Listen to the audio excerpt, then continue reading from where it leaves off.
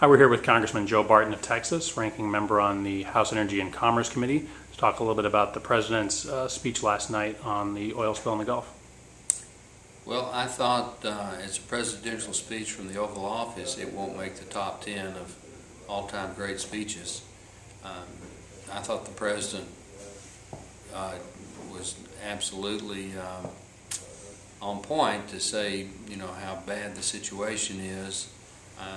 But in terms of solution, I didn't hear any solution. I didn't hear a plan. And his call to move a climate change bill through the Senate is exactly the wrong medicine. We're just now getting the economy beginning to come back a little bit. We're beginning to hire people back. Climate change with a cap and trade provision in it would absolutely devastate our economy.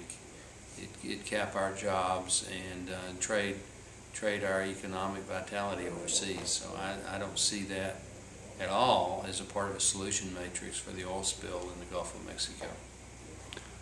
Congressman, you bring up cap and trade. You have legislation in the House, a joint resolution to disapprove the EPA's new rules on energy rationing, on carbon rationing. Can you talk about that?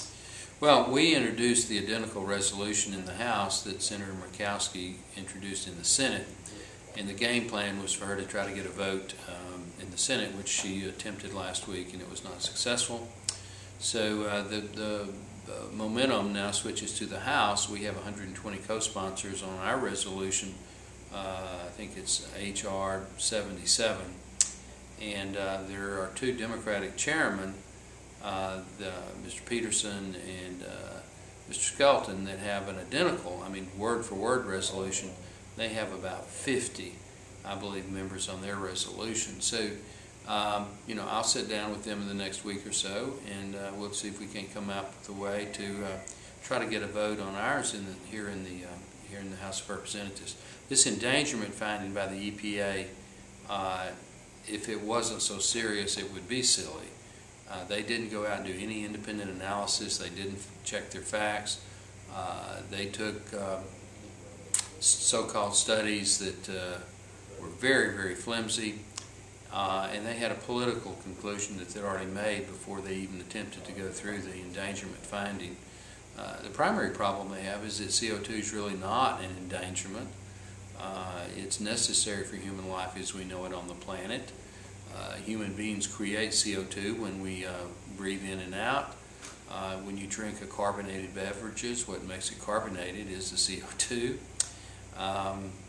It's not a carcinogen. It's not a real irritant.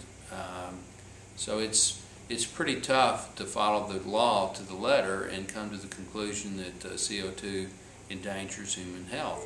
Again, if you didn't have CO2 on the planet, we wouldn't have an atmosphere that would sustain life. So when something's a necessity, it's hard to say that it's also a danger. That's a dichotomy that just doesn't make sense. Well, thanks very much, Congressman, speaking to Liberty Central members, and we'll look forward to following more on the issue.